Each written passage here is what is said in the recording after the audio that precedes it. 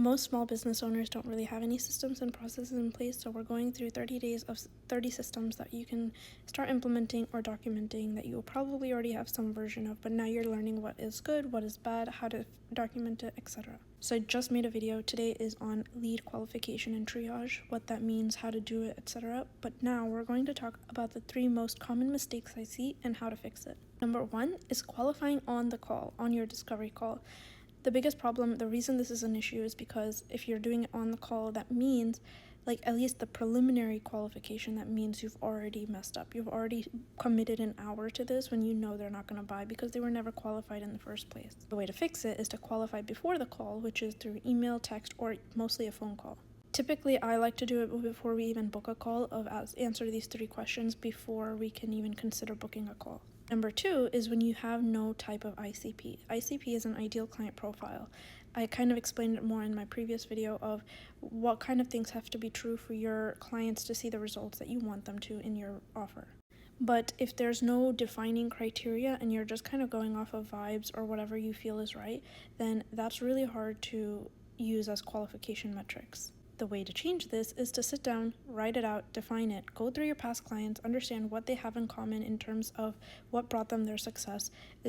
Obviously there are certain aspects to consider in terms of revenue level, their budget, their timeline, their problems, their symptoms of their problems. All of these things kind of make up an ideal client, and then you can ask questions like, what's your budget, what's your timeline, etc., so that you can triage them, as in like sort them out into the right offer. Which brings me to my third problem, is that people treat triage as a yes or no, when it needs to be not a fit for this offer, especially if you already have like an upsell and a downsell. That's when you start needing to use your mind to figure out, well, okay, this person's not good for this offer, but they would be great for this. They don't really care as long as you're helping them. So you have to be able to triage them into the right places. And it's so much easier when you have criteria. So for example, if somebody in my business or a lead comes in and they have a smaller budget and they want to be more hands-on, that is a perfect fit for my group program.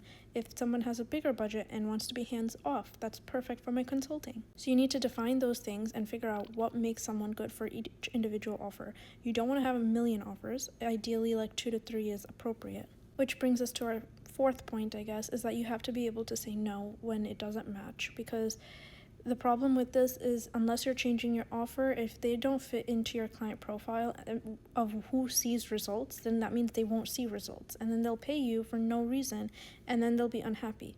Unless you can make it work, but then that's not scalable either, which is fine for every now and then, but the reality is that if they're not your ideal client profile for the different offers that you have, ideally you should